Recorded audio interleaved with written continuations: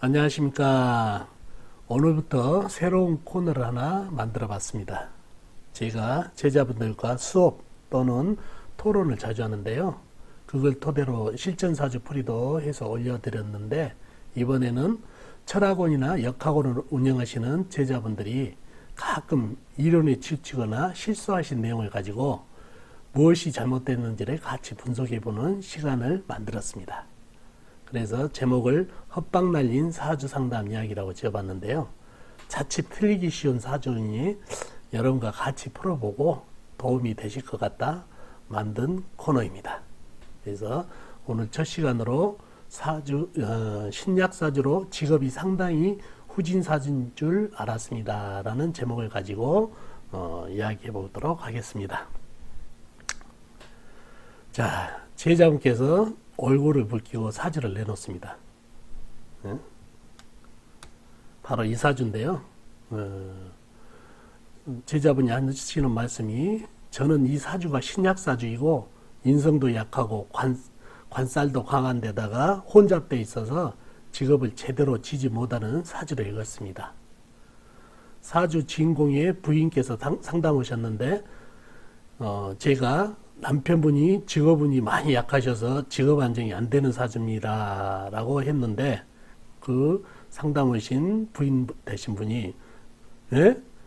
우리 남편 정형외과 의사인데요 라고 말씀해서 멘붕으로 망신을 당하셨다는 그런 사주 팔자입니다.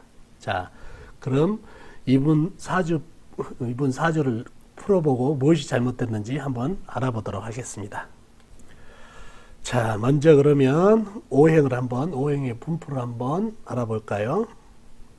자, 연간의 신금은 작은 쇠, 연지의 축토는 작은 흙, 그리고 월간의 정화는 작은 불, 유금은 작은 쇠, 본인은 큰 나무로 태어났네요. 큰 나무로, 그죠?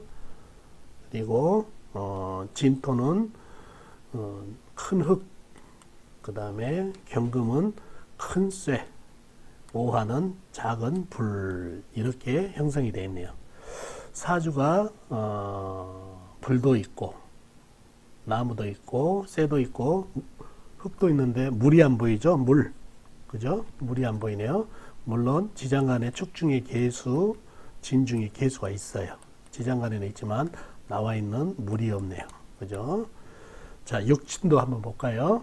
신금은 날의 극한오행으로 음양이 다르니까 정관, 축토는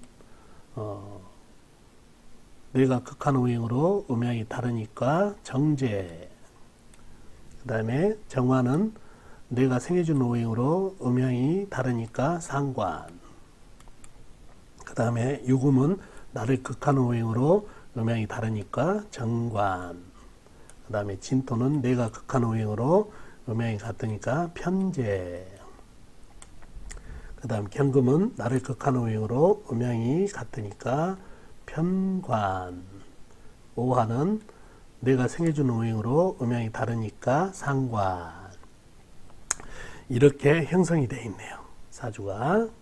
자, 그러면은 사주 형상을 좀 보자고요. 이 사주에 지금 육친 중에서 물이 바로 인성이라는 얘기죠. 인성이, 무인성이 사주 내는 안 보이는데 지장간에 숨어있는 물이 있어서 무인성은 아니지만 인성이 좀 약한 사주로 보이네요. 그죠? 자, 사주 형상을 한번 보겠습니다. 사주 형상은,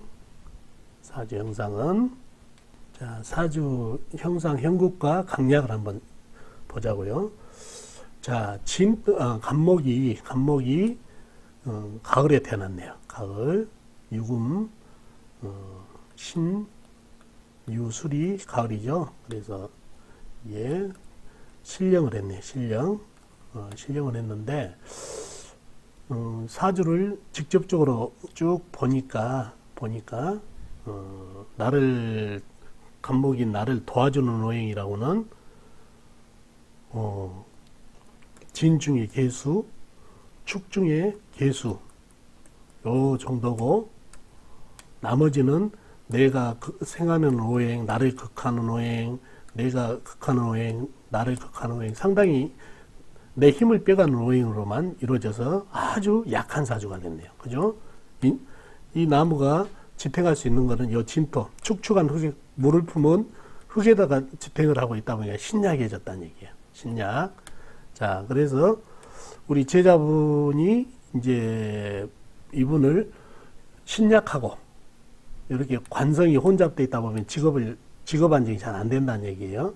그래서 직업 안정도 안 되고 좀 사주가 강해야 공부도 좀 하고 남하고 경쟁에서도 밀리지 않고 그러는데 사주도 약한 데다가 관성도 이렇게 후진 데다가 혼잡되어 있는 데다가 각경충까지 맞았다는 얘기예요. 각경충. 그래서 그러다 보니까 직업 안정이 안 되는 사주입니다 했는데 이분 부인이 아닌데요. 저 남편은 정형외과 의사인데요 라고 했다는 얘기. 의사. 그럼 과연 어떻게 됐을까요? 이 제자분이 잘못 풀었을까요?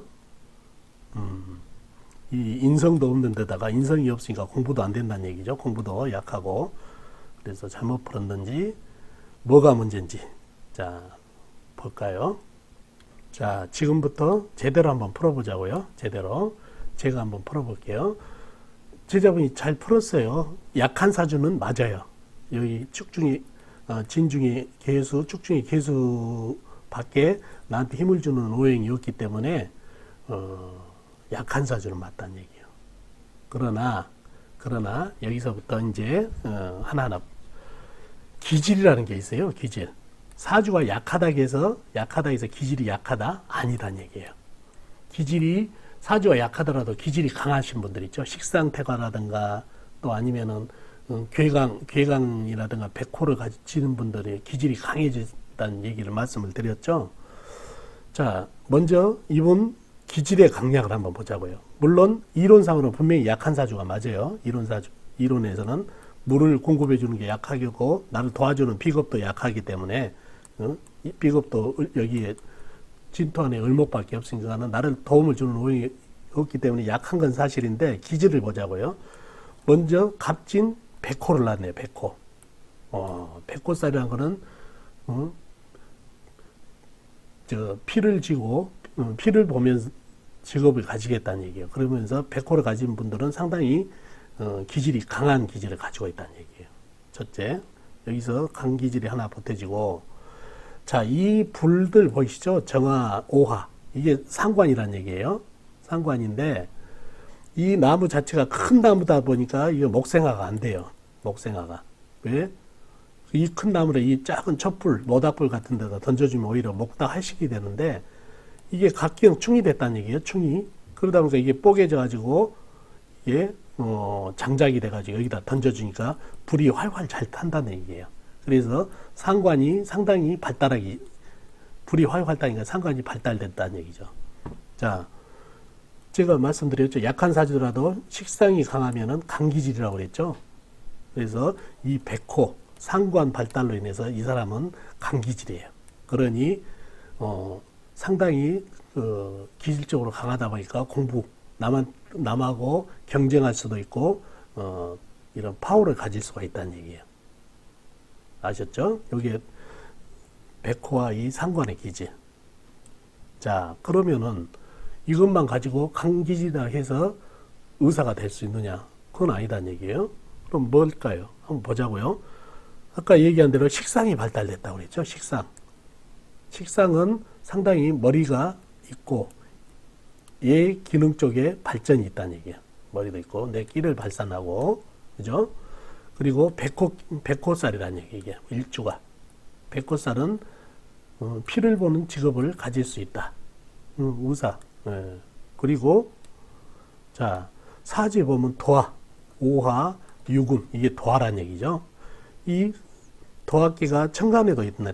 정화는 오화하고 똑같죠. 신금은 유금하고 똑같다는 얘기. 그래서 도화가 상당히 발달했다는 얘기예요. 도화는 머리가 상당히 영리하고 재주가 많다는 얘기예요. 또 얘기에 발전이 있다는 얘기예요. 머리가 상당히 받쳐진다는 얘기죠. 그리고 보니까 진토하고 축토가 이게 화개살이네. 화개살. 화개살 역시 전문 직종 의 기쪽으로 발달이 있다는 얘기예요. 머리도 있고 그러다 보니까 이 모든 거를 하다 보니까 이 사람은 기질도 강하고 그 다음에 상관이 발달돼 있다는 얘기예요. 그러면 예기 쪽이고 이렇게 내가 끼를 발산하는 기질도 강하고 이 도화의 영리함, 그 다음에 이 화개살의 그 전문 직종에 강한 이런 화개살, 그 다음에 머리, 요런 기질로 인해서 충분히 의사도 가능했던 사주입니다. 그래서 사주에서 무작정 인성이 없고 이렇게 뭐 공부성이 약하고 사주가 신약해가지고 직업이 제대로 안 된다는 이런 고정관념을 가지면 안 된다는 대표적인 사주 팔자풀이입니다, 이게. 그래서 직업운을 볼 때는 직업운이라든가 그 사람 기질을 볼 때는 사주 전체적인 거를 제대로 잘 파악을 해야 된다는 얘기죠. 이론적으로 약하다, 그 다음에 관이 혼잡됐다, 뭐 이런 걸 가지고 하다 보면은 실전에서는 하나도 맞지 않는다는 얘기죠. 그래서 이런 거를 깊이를 가지고 하다 보면은 그 사람의 성향이라든가 그 다음에 직업 여러 가지를 깊이로 알 수가 있다는 얘기예요. 아셨죠? 그래서 이 사주는 충분히 이런 사주도 충분히 의사도 될 수 있다는 사주 아시면 좋겠네요. 이론적인 감각을 가지고 잘못 풀어서 좀 망신을 당했던 그런 사주팔자 풀이였습니다. 아셨죠? 도움이 되셨나 모르겠네요. 도움 되셨으면 좋겠습니다. 안녕히 계세요. 다음 주에 뵙겠습니다.